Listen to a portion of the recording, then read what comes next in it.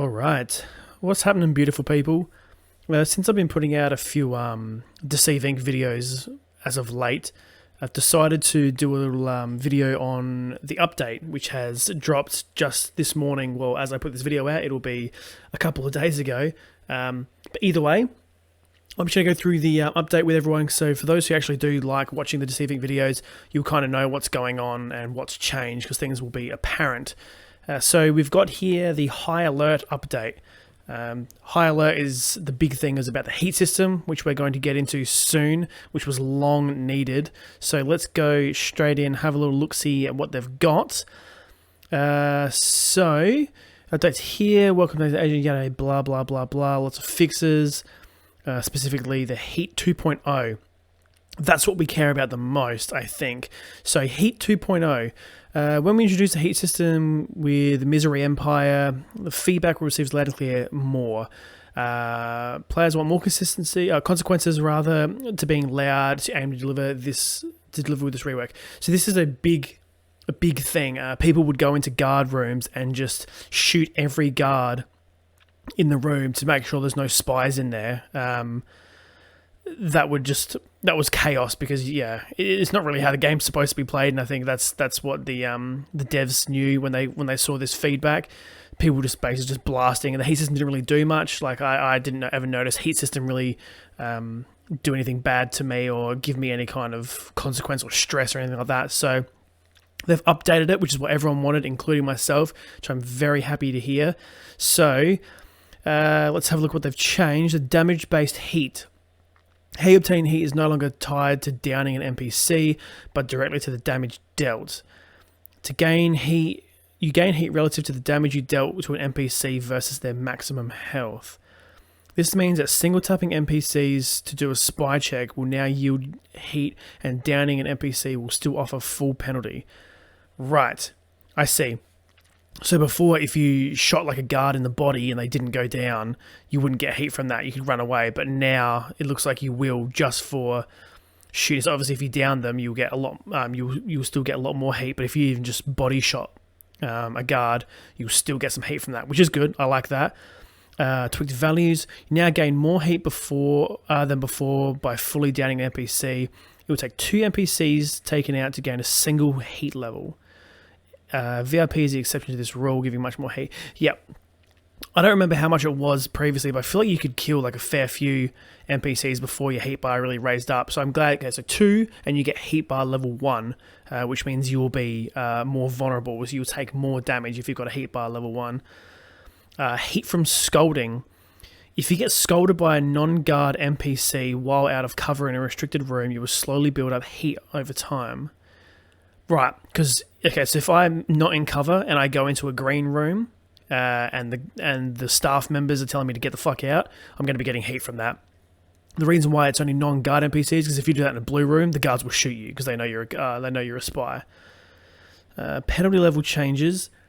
In the original implementation of heat, you would gain a short penalty right when you down an NPC with a high enough heat level. This penalty had its own timer independent of the heat level. Heat 2.0, the heat penalties will stay as long as you are currently within the heat level bracket. That means you need to let heat vent down to get rid of the penalties. To compensate for this and increase heat from multiple scores, heat now vents a little faster than before while in cover. So, if you get heat level 1, as soon as it starts decreasing and gets below the heat level 1 line, you don't have any more penalties. So it looks like you have to wait until your heat level's gone completely down before to actually remove that penalty. And obviously it keeps going. Level 3 is now have a clearer status effect. The heat level 1, 2, 3, different visual looks. Okay, so that's what the heat level is going to look like now. Yeah, so as you can see here, it says you got heat level 1, but you're not there. Oh, I thought, yeah, okay, no, so it is kind of still the same. So I wonder if when you're in this part, if you'll still have heat level 1. I think if you hit that first bar, or second bar, as it's decreasing, you'll still keep that bar until the next one. So if I kill 2 NPCs, get heat level 1, as it's going down, I'll still have the vulnerable status effect until I reach 0. I think that's what that means, pretty sure. We'll have a nice little indicator there, so I'll always know. The guard situation. Guards will now give you heat like an NPC would. That's good because, like I said, people would go into guard rooms, blow all their fucking heads off just to check if there's any guards there, and with zero consequence. So now each guard's going to give you heat. So 2 guards, if there's 4 guards and then you wipe them all out, you've just got heat level 2. Bang. That's pretty good. I like that. The intent is for players to start seeing heat as a resource. Spending it to get rid of some guards is going to bring risk about the player. Yes, exactly. That's exactly what we wanted, because I hated that. I would be a guard like in a room. There'll be like 5 guards, including myself.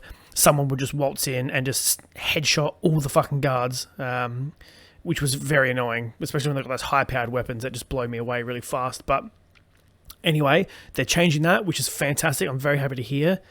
Spy hit buffer. Added a mechanic to limit accidental heat gains in fights with all the changes in the system. Okay, interesting. This is what I like. There is a buffer after hitting a spy recently where you won't gain any heat if you hit an NPC by mistake. Yes, so if you're in a shootout and you accidentally pop an NPC, you won't gain heat from that, assuming you've hit the spy previously to that.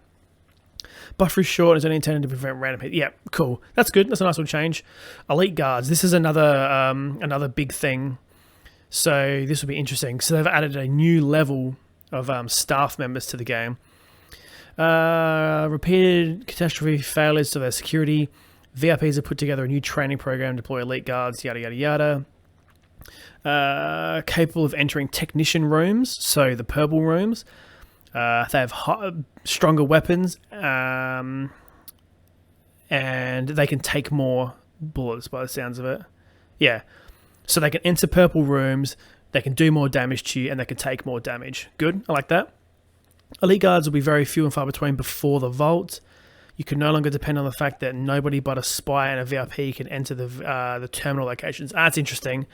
So now they've added a new person who can go into the terminal room. So if you're in a terminal hacking a terminal and you see someone who's not an MVP walk in, a VIP walk in, you pop them straight away. Now they've added another person. So that's just got a little bit more mind game, because obviously I'm assuming if you take these guys out, they're going to be the same. 2 of them equals a full heat bar, but that's good. I like that. You also better watch out inside the vault. Picking a fight in the technician rooms. Oh my god, I'm such a spaz. Be much more dangerous. Okay, so yeah, so when you're in the purple, if you start a fight, obviously the elite guards are going to shoot at you, and they're going to do heaps more damage, so it's going to be more risky. That's interesting. I like that too. Obviously, we'll be monitoring. Yada yada yada. Yeah, we know that. All right, spy cache cover restore to help against the encroaching presence of heat and the danger presented by elite guards. Spy caches have been outfitted with a new cover boost, as well as a slick new look. That is a slick new look. I like that.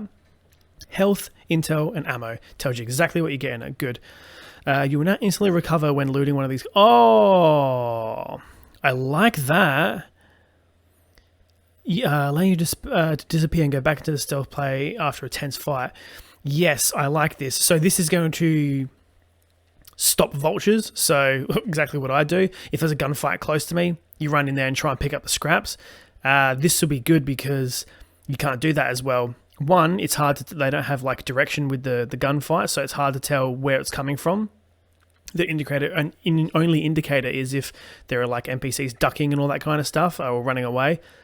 But now, if I kill someone, I can pick up their little box, grab the health, the intel, the ammo, and one, I'll also instantly get my cover back, which is very nice. So then if the vulture comes in, it's just going to be all NPCs. They're not going to know which one it is. If they start blazing, they're going to get heat. There you go. I like that. I like that a lot.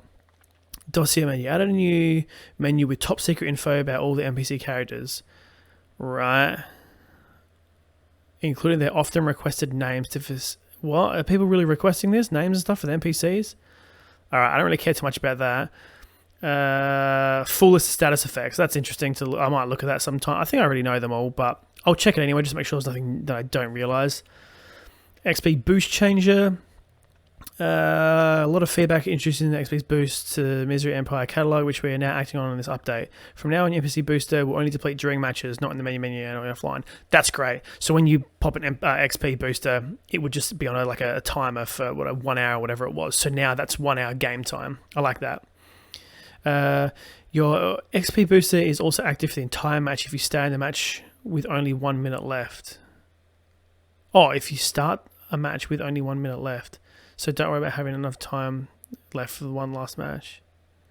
Oh, okay. So yeah, if you've got 1 minute and you start a match, it's active for the whole match. Cool, I get it. Nice. Cover change, tweak. Interacting with NPCs to change cover is now faster than before, not requiring you to hold on for as long to take their appearance. This limits situations where you would like to take cover from a walking NPC. Okay, that's cool. So you can walk past NPCs and take their cover easier. Cool, I like that. Crouch fatigue. Crouch fatigue. Introducing an equivalent to jump fatigue, which will affect players repeatedly crouching very fast multiple times in a row. Right, so this is for gunfights. Players will gain a progressively worse speed debuff when crouching more than 3 times in a short period of time. That will gradually go away as they stop crouching. So yeah, what people do, because everyone knows you aim for everyone aims for headshots. They crouch. They basically teabag. So they aim, crouch. When they come up, they shoot. They crouch. When they come up, they shoot. It's to stop you from getting headshots. It's also to help. It helps them. So this was kind of the same thing with like jumping. People would just jump. While you were shooting, it was impossible, so they added the change to the jumping so that there's a bit of like lag, so as you jump you can't change directions in the air so freely. Looks like now they don't have crouching, so it looks like they're trying to make better shootouts, which I'm all for. That's great. I'm happy with that, which just means don't crouch more than 3 times. But I don't know if that's going to make much of a difference in gunfights. Maybe prolonged gunfights, but if it's more than a couple of seconds, but yeah, anything under than that, which they usually are under a couple of seconds, it's probably not going to make much of a difference, but we'll see. Mostly to remove the advantage of matching control. Yeah, that's what we went through. Animation inks. 10 all new inks that have been that can be earned through briefcases or in-game credits when they're added to the game. Okay, first animated skins for guns. Alright, I don't know how much I care about that, but that's fine. Better support for different aspect ratios. Don't care about that. Global agent changes. Okay, the rest is going to be for. Oh no, that's not right. We've slightly reducing the time headshot negation lasts after blowing someone's cover. Ooh, I like this. This is interesting. The current duration was a disadvantage for a few different weapons that would lose more shots than intended before landing a headshot. Making it a bit shorter will even the playing field a bit more with a slow rate of fire / high damage weapons that were not effective by this anyway, considering the time it took for them to get a follow-up shot. So the duration is now 0.7 of a second. So this is basically saying when someone's in cover, you can't headshot them. So when you want to get the jump on someone and you open fire and you aim for the head, it does nothing. Once you blow their cover, after 1 second, then headshots will register. So if you get 2 rapid fire shots onto their head, it's nullified and they count as body shots. This is basically shortening that time, so by 0.3 of a second. Don't know how much of a difference it's going to make, but it sounds like some weapons it might. So that's interesting, and that probably makes a bit more sense. So I don't mind that. Agent balance. Okay, that's just changing and balancing the different agents, which we don't really care about. I don't play all of them at the moment anyway. I'm sort of working my way through them all, but yeah, that's going to be it. That is the high alert update with the new Heat Point 2.0. Sounds good. All the changes there I really like, and I'm all for. So hopefully it'll be good. And then in the next video that you see, it will be with this update. So also on that, I want to just let you know of a change of schedule that I'm going to be doing. At the moment, I've been putting Saturday and Sunday Deceive Inc videos. I'm going to stop doing that, and I'm just going to upload them whenever. So at the moment, I'm going to keep doing my Monday, Wednesday, Friday videos as usual. I'm going to, as I get a Deceive video, because as I'm just playing it at any time, I don't want to have to wait and edit them all and get them stockpiled or whatever for the weekends. That's annoying for me. So as I get a good video, a good game that I think people might want to see, I'm just going to edit it and I'm going to upload it the next day. So whether that be a Tuesday, a Thursday, or a Saturday, I'm just going to upload them whenever I get them. So if you do like the Deceive Inc videos, just keep an eye out for the channel. If you see something that's not on a Monday, a Wednesday, or a Friday pop up, it's probably going to be Deceive Inc. So if you like to watch Deceive Inc, that's what the schedule's going to be. That will also free up my Sundays potentially. If I have a video of Deceive Inc, I will pop it up on the Sunday. but it's also going to free up Sundays if I want to put something else on there, something perhaps horror related or whatever, anything else, demos, whatever it is. So she's going to give me a bit more flexibility. I'll probably do this for the remainder of this year until next year when I start getting a bit more busier and I won't be able to put out as much videos. But that's in the future, and we'll cover that when we get to it. But for now, Deceive Inc's going to keep coming out whenever I get the footage for it. So keep an eye out, and we'll see you then, spies.